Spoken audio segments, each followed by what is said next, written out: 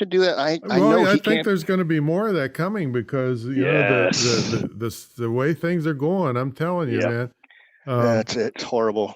I've got some horror stories. Yeah, and people are getting so angry. They're so anxious. They're so hmm afraid of what is going to happen to their family or what's going to happen, next 6 months. I told my wife this right when it started back in January, or whatever. I told my wife, I said, watch something. I said, and we'll talk about this in a few months.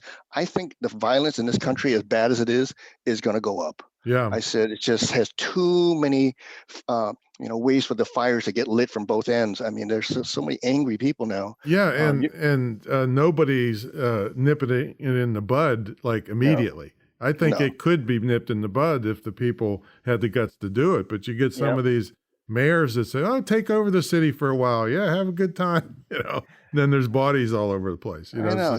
So, It's crazy. I've been watching for news because it doesn't make the news like it used to.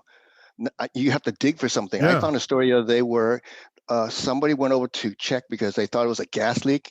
A neighbor was complaining he thought it was a gas leak. So it was a service guy. He went over to check the house and came in, found a dead 14-year-old girl and a 13-year-old boy decapitated, Tom. oh my God. Decapitated.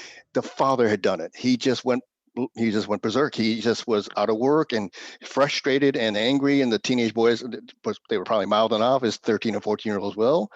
And he just lost it. So that little story was a little bitty blip I I'm saying you, caught. I'm sit here all day with the news on all day long. I never heard of that. Oh yeah, I there's a watch for bunch of this them. stuff. Jesus. There's a bunch of them. You got to dig. I'm just amazed.